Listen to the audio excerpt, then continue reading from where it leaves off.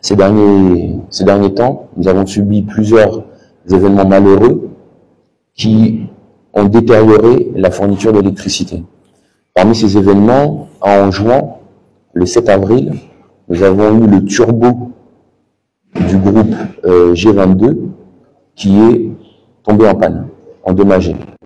Nous avons mené des investigations et ce que nous avons trouvé à l'intérieur du turbo, c'est la présence d'une bille métallique qu'on ne sait pas expliquer. Donc les investigations sont toujours en cours pour essayer de comprendre d'où vient, est-ce que c'est un roulement qui a cassé et qui a libéré une bille qui a cassé le turbo, ou est-ce que c'est autre chose.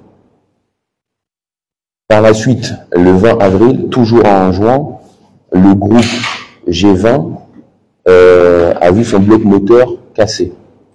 Alors, malheureusement, ce groupe-là, donc le G20, c'est un ancien groupe qu'on n'avait pas pu réviser, et donc c'était prévisible qu'à un moment, le groupe lâche. Et malheureusement, il nous a lâché avant qu'on puisse le réviser, sachant que la révision de ce groupe était prévue pour le mois de juin.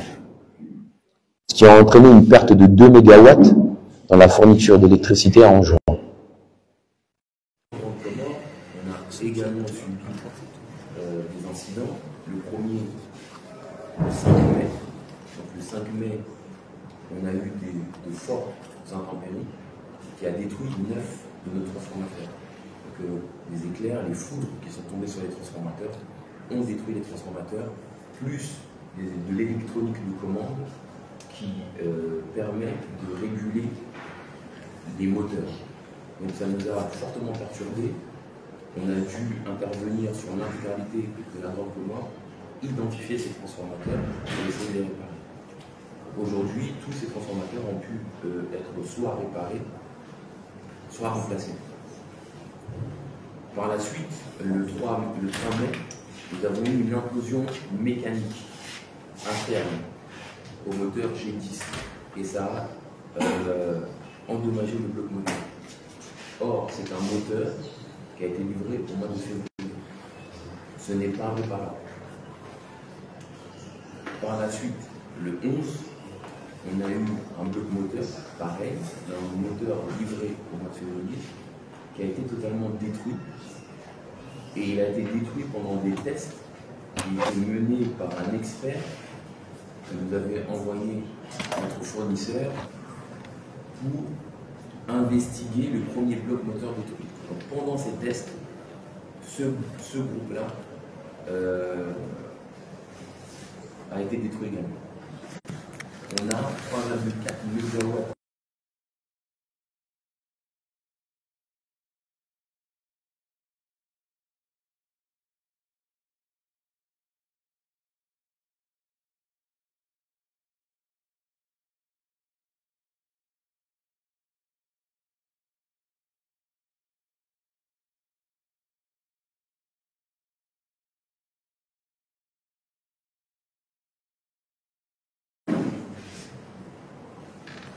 Pas tous les fous.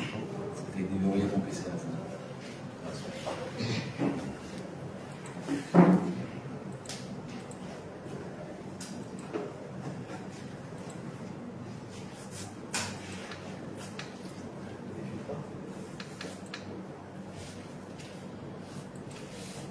Voilà.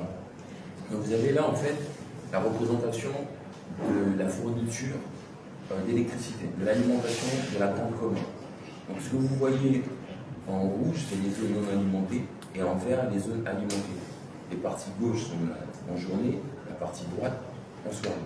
Donc vous voyez bien qu'aujourd'hui, compte tenu de la perte de puissance induite par la casse de rotation, c'est-à-dire on les alimente un jour sur deux,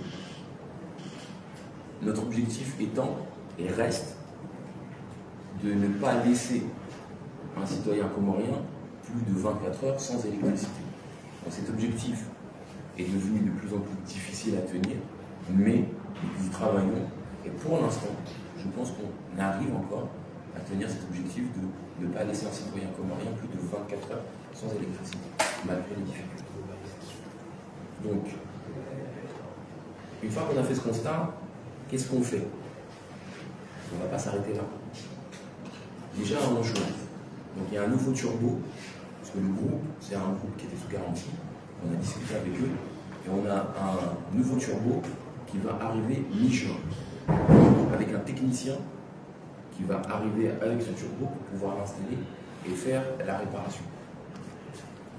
On a prévu la révision d'un groupe du G19 qui sera réalisée au mois de juillet. Donc ça c'est pour un juin. En grande partie sont toujours en cours avec le fournisseur, les deux groupes qui sont endommagés pour le remplacement de ces deux moteurs. Il a promis de nous faire un retour d'ici lundi au plus tard pour nous confirmer le plan et le plan de remplacement. On a accéléré les révisions du G1 et du G4, qui sont deux groupes qui étaient prévus en révision cet été et pour lesquels on veut pouvoir réviser dès la fin juin, début juillet. On a négocié avec Innovant pour qu'ils augmentent leur stockage au nord. Parce que ce que vous avez vu là, la partie rouge, c'est essentiellement le nord du pays. Donc, ils vont passer leur stockage de 10 à 20 MW début juillet. Et enfin, nous avons l'installation des batteries de Wachili qui est prévue pour fin juillet. Ce qui veut dire que, compte tenu du plan qui est mené aujourd'hui, on peut espérer un retour à la normale dans l'alimentation, au moins à ce qu'on a connu avant les incidents, pour la mi-juillet. C'est l'objectif qu'on s'est fixé, on travaille pour obtenir cet objectif. Est-ce que vous avez des questions?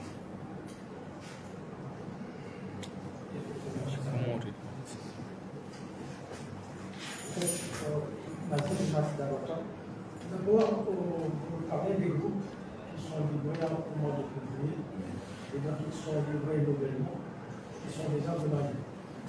En tant que technicien, et la question pose aussi à vos techniciens, est-ce que ces groupes sont neufs? Est-ce qu'ils étaient neufs, mais sont des groupes d'occasion? C'est ma première question. Sur le fait que de février à moins de 6 mois, ils sont endommagés. Deuxième question, des sources au sein de ces sociétés nous confient que vous avez écarté vos conseillers qui étaient là. Je voudrais savoir la raison. Voilà, troisième question.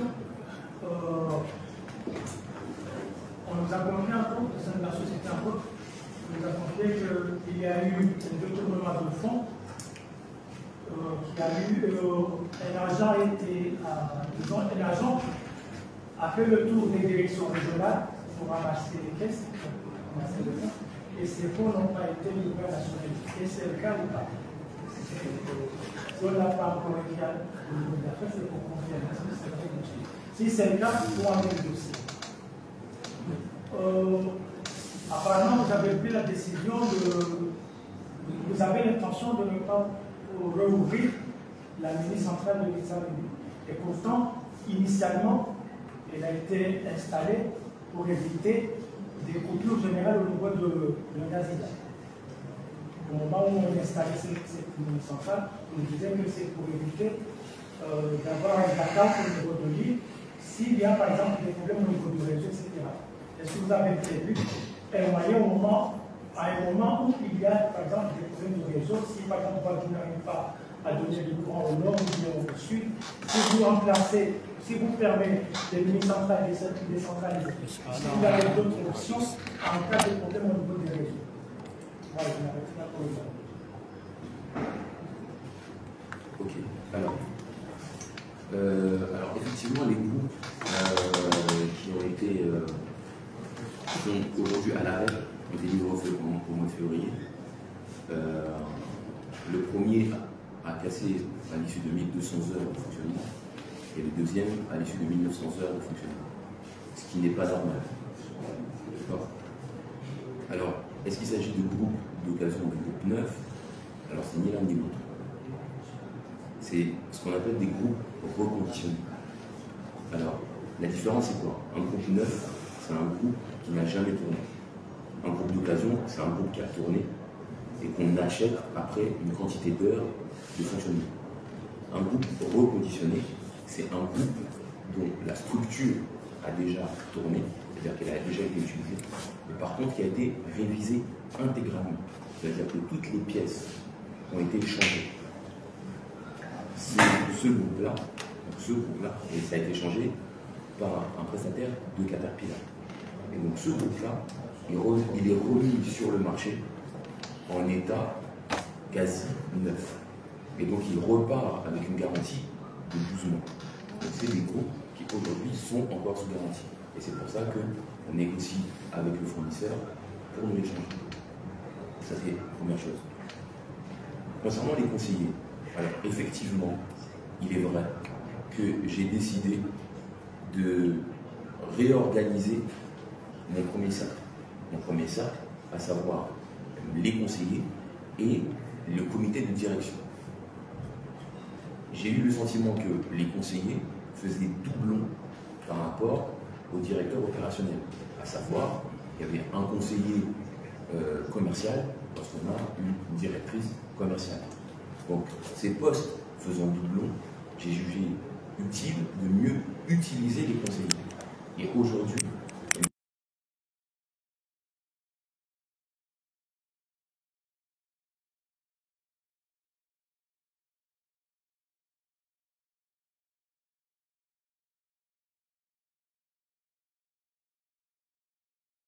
connaissent la société, c'est les personnes les plus à même de pouvoir contrôler et s'assurer que le travail est fait. Donc aujourd'hui, ils sont réutilisés autrement.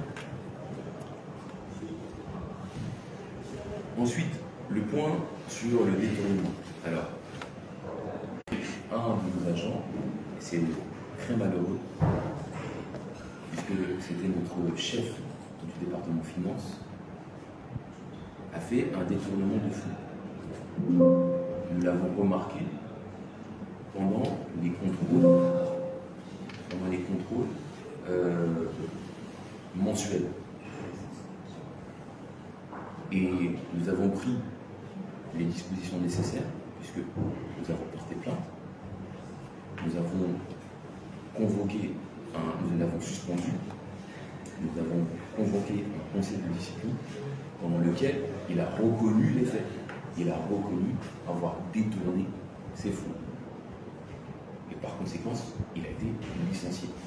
Aujourd'hui, l'affaire est devant la justice pour que la Sonelec récupère les fonds qui ont été détournés. Concernant les mini-centrales, alors, j'aimerais préciser une chose, parce que je pense que l'information est donnée, c'est pour éviter les coupures générales. Alors, dans la mini-centrale de Mitsamekouli, il y a un moteur. 1,4 MW. 1,4 MW, c'est même pas suffisant pour couvrir le marché. Donc, ils n'ont pas été installés pour éviter les coupures générales et les blackouts sur le pays. Le pays, c'est 29 MW. Donc, c'est pas avec 1,4 MW qu'on peut alimenter le pays. Aujourd'hui, ce qui se passe dans les mini-centrales, c'est que c'est un surcoût. C'est un vrai surcoût de maintenir ces mini-centrales.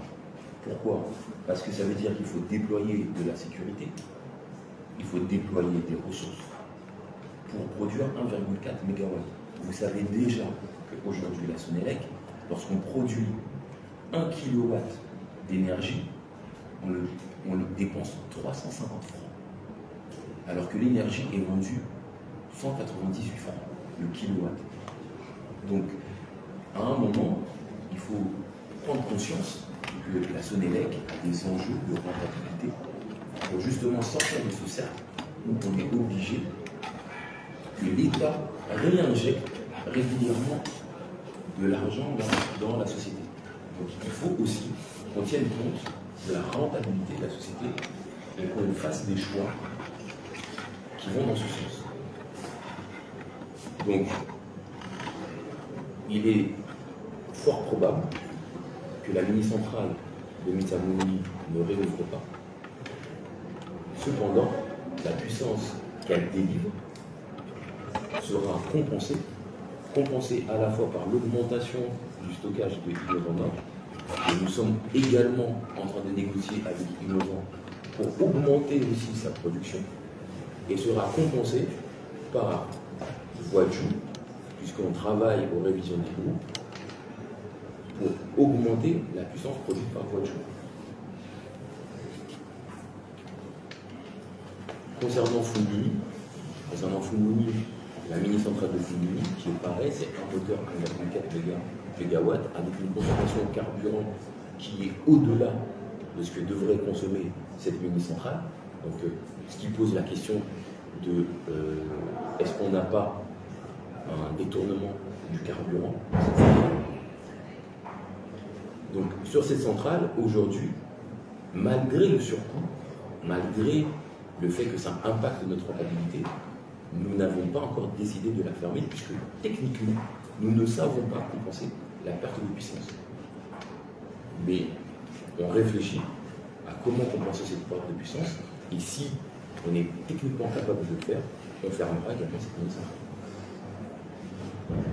Vous avez justement évoqué l'aspect financier par rapport au coût de production. Ce n'est pas aujourd'hui, mais ça fait des années que Sonatel produit à perte, c'est très bien. Et aujourd'hui, vous vous dotez de 3 centrales solaires qui, à total justement, c'est clair. Vous avez une au sud, il y a aussi au sud. Toujours, on est en train de nous comprendre que les groupes, ça produit cher, aujourd'hui, vous avez des prix quand même abordables au niveau de transaction.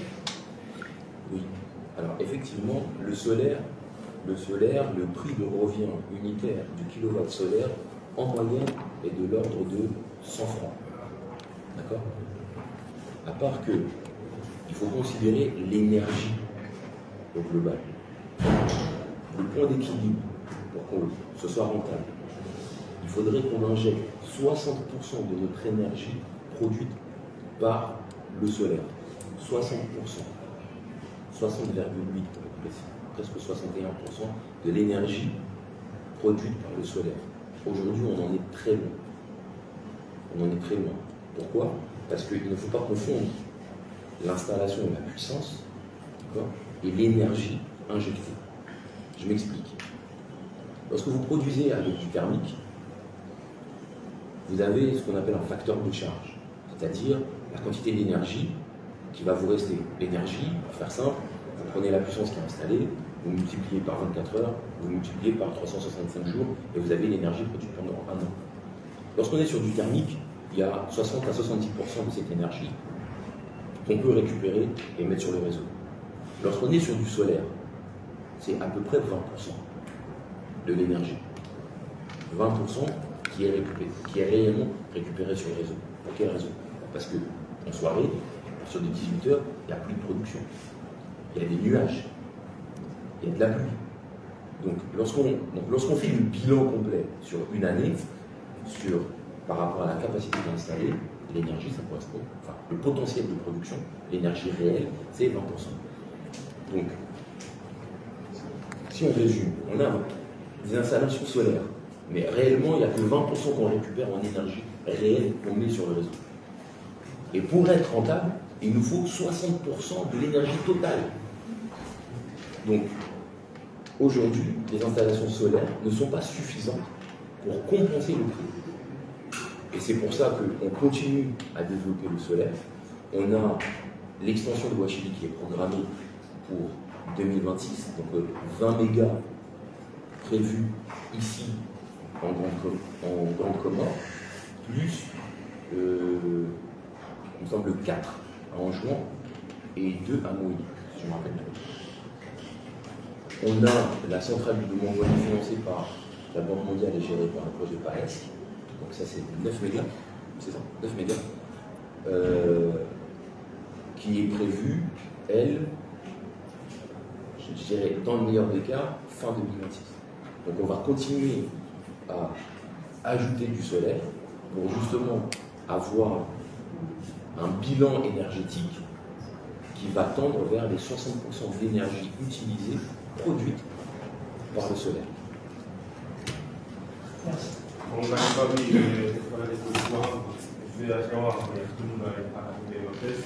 Jawasaya da tumbe kare makura muumbe ndio mfungu abiri mahakama kama kesi ya rejea ndango yunge disiplina mahakama au dala tuombe au mahakama hiyo ndasha ile inaanzia dala hili amuumbe kabu kunda ubana ngoni kwa kongo mdahindu tuhansi stable hamwenje harma kimla wa komo ani ndi maha avec le président. Pourquoi vous faites le choix de parler en français devant le pouvoir de l'État?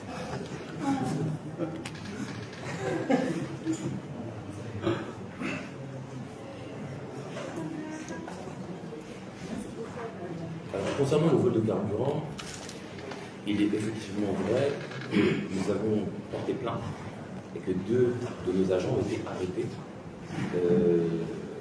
Jugé. Et malheureusement, je considère que c'est une décision malheureuse, était relaxée. Et ils ont été relaxés par la justice pour les faits de vol. La justice n'a pas ordonné à la Sonelec de les réintégrer au sein de la Sonelec. Ils portaient plainte pour vol, ils ont été jugés non. Nous allons faire appel. Et nous allons faire appel tout simplement parce que nous avons des vidéos qui sont claires, qui sont évidentes, que ces 2 agents ont volé du carburant. Donc, concernant la Sonelec, il n'y a absolument aucun doute. Ça, c'est un premier point.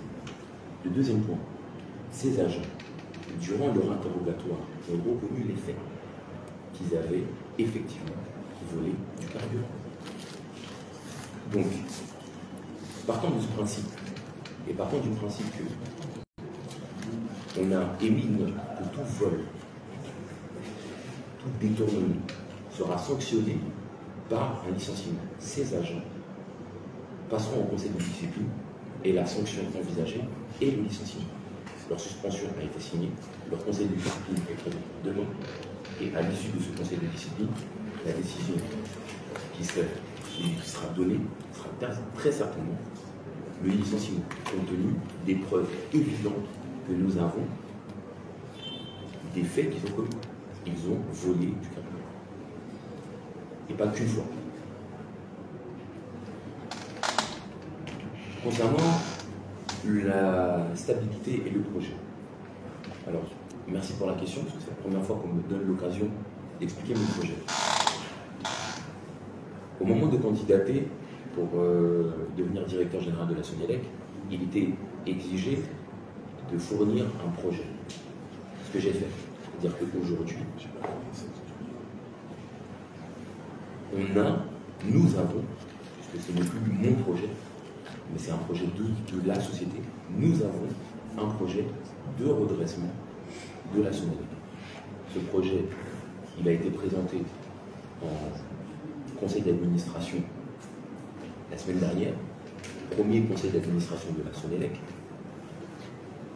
Il a été présenté à l'ensemble des salariés de Gazidja hier. Il sera présenté aux salariés d'Anjouan et aux salariés de Nouméli dans les 2 semaines à venir. Que ce soit un projet de l'entreprise et pas un projet porté par moi seul. Le projet, il est en 3 phases.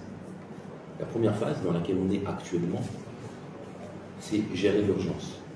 On est dans une situation d'urgence, les citoyens ont besoin d'électricité et il faut qu'on réponde à cette urgence. Et c'est ce qu'on fait, avec tous les aléas qu'on connaît, mais c'est la vie d'une entreprise. Il n'y a pas d'entreprise qui ne connaît pas d'aléas. Je pense que le plus important, c'est de pouvoir gérer ces aléas et d'avoir un plan pour sortir des problèmes. Donc ça, c'est la première phase qui va nous emmener jusqu'à début 2026. La deuxième phase, qui est la phase de réorganisation de la société. Cette phase vise à optimiser l'utilisation des ressources de la société et à faire en sorte qu'on s'organise pour devenir profitable. Ça, c'est une phase qui doit aller de 2026 jusqu'à 2027. Et 2027, c'est une phase d'expansion, c'est-à-dire aller vers une activité, vers des nouvelles activités, notamment dans le solaire, qui vont nous permettre de stabiliser les finances de la société. Et en stabilisant les finances de la société, on peut mieux gérer les investissements et par conséquent stabiliser également la production et rénover le réseau. Parce que ce qui fait défaut aujourd'hui à la Sonélec, ce n'est pas de la mauvaise volonté. Contrairement à ce que les gens pourraient penser, il n'y a pas aujourd'hui au sein de la Sonélec des gens qui ne veulent pas fournir l'électricité. On a conscience de l'importance de notre mission et chaque collaborateur de la Sonélec travaille pour accomplir cette mission. Mais ce qui fait défaut, c'est les moyens. Et les moyens, il faut aller les chercher. Il faut créer de la valeur. Et c'est ce qu'on s'applique à faire. Le dernier point, pourquoi je parle en français? Pour une raison toute simple, c'est que c'est la langue avec laquelle je me sens le plus à l'aise. Je pourrais tenter de parler en comorien, mais je suis incapable de vous expliquer ce que je suis en train de vous expliquer. Donc c'est pour ça que je parle en français. Oui, chef. Samahani directeur, wala banda za motori ziwasili harma mifumo ndaratsahe mwezi rwahiri respire rwahiri bono shahudu angalia zinyakati zinu ridirejei harma yemayala wayo ranzari juwe yentsongeza zitabu ziremao harma ligaho atampaka ndabasa zitabu zinu zara sasa basi sha utsa helu hashitoifa mana banu wenzo kungo wanu okay wajiujari badala fanya pre okay ana rendelee kumura wanu C'est bon, Samahani. Merci, cher directeur. Avec toutes les informations malheureuses que vous nous avez livrées ici présent, je vous voudrais demander, est-ce que vous êtes en mesure d'être un guerrier capable de résister avec tous les échecs que vous nous avez présentés ici présent? Je vous demande très brièvement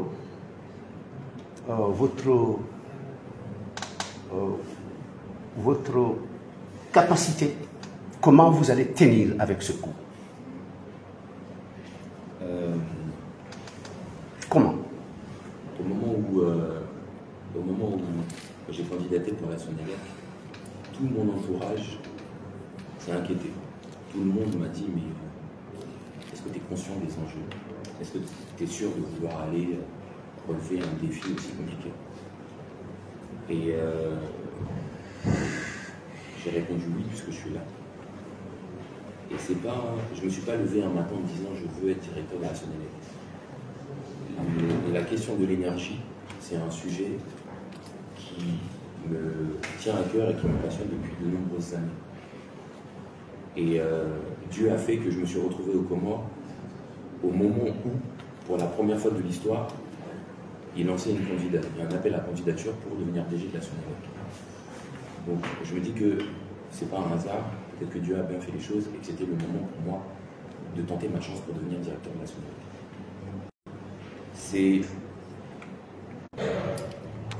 Je me lève le matin en sachant que c'est quelque chose qui va être difficile.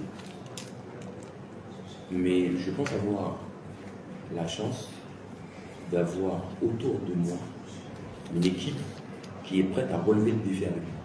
Donc aujourd'hui, je ne me bats pas seul, je me bats avec une équipe. Et j'espère aussi avoir des collaborateurs qui vont s'engager dans ce combat. Hier, pendant la réunion, j'ai vu le foyer des femmes plein. Plein. Il n'y avait plus une place. J'espère que ce n'était pas juste de la curiosité, mais que c'était vraiment un moment de prise de conscience des enjeux de la Sonélec. Donc, pour répondre brièvement à votre question, est-ce que je me sens apte à tenir la difficulté? Oui. Oui, clairement. je me sens apte parce que le plan il est clair, mes cités sont claires et que je suis soutenu par une équipe qui, je pense, adhère au plan. Merci. C'est bon? C'est bon? C'est bon. Encore comme rien? C'est bon. Merci beaucoup.